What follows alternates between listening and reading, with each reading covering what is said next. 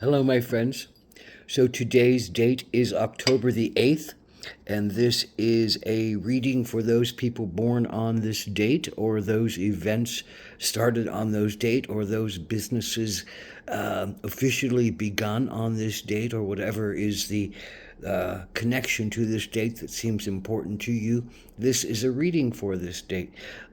This is about the general energy of the year to come. It's four parts. It's the general energy card for the year. It's a challenge you might face this year. It's an action you can take to stay in balance. And it is an outcome or a synopsis card for those things and people begun on October the 8th. The general energy card of the year is the kiss. And the kiss is that boy, it's that moment of many things. You know, when you kiss something, there's electricity. There's a sense of magic that happens. There's the brushing up against something that's tender and opening and inviting into something sacred. Maybe this is a person, maybe this is that first kiss, maybe that is that connective kiss and a deepening of relationship and a opening from oneself to another, which is a very powerful movement in our hearts and in our souls and in our being. But the kiss is also the sense of touching the sacred, and maybe this is the kiss of a sacred whisper of magic, a sacred whisper of connection, a sacred event, a sacred union of some kind that is the kiss that inspires, the kiss that moves you toward finding and loving yourself more. And ultimately, I think that's what the kiss always does. It always says to us, there's something more than just me. And when we look, we realize it is me. It is me that is being loved deeper. It is me that is being connected deeper. It is me that is being honored deeper for a sacred connection that is inside of me, that is met by another, that is shown to me by another, that is taught to me by another, possibly event or person or energy. So this is a year of the kiss. And is that one kiss, or is that an ongoing kiss? And is that a kiss that you're afraid to meet?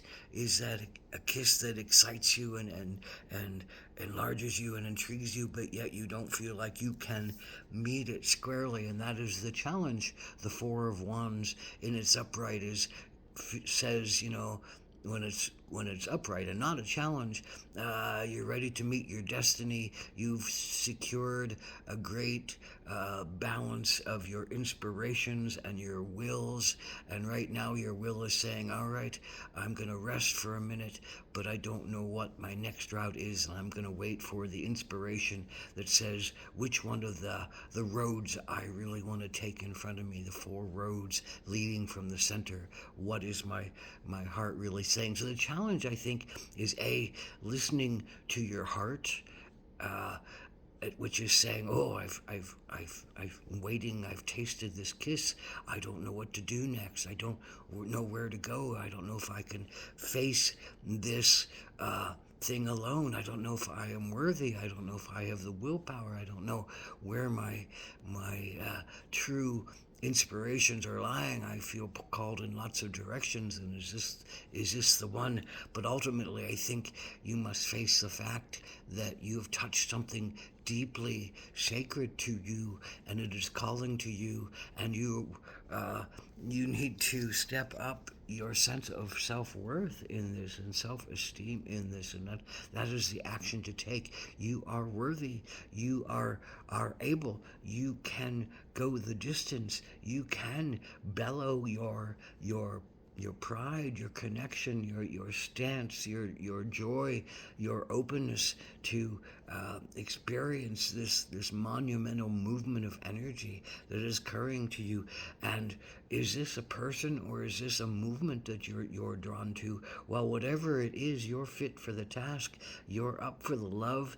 You can go the distance to meet what you're required to do, and you are worthy. You are powerful. You are a being of beauty, a being of magic, a being of adventure of being able to travel long distances and maintain your power and your poise and your voice.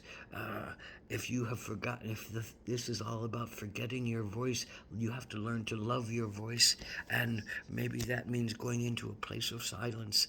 Maybe that going into a place of silence where you can listen to the negative voices inside of you that say you are unworthy, and you can counter each one of them, and you can say, but I am worthy, and I am open, and what I've done in the past does not stop me, cannot stop me. I can't be guilt and shamed and feared into a place where I can't take action. I trust my intuition. I trust my soul. I trust my connection to this deepening of magic and connection.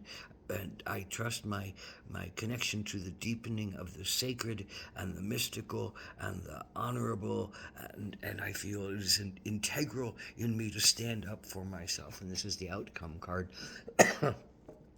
I think it's a sense of honoring your own inner fire, honoring your own connection to your spirit, and learning how to kiss yourself.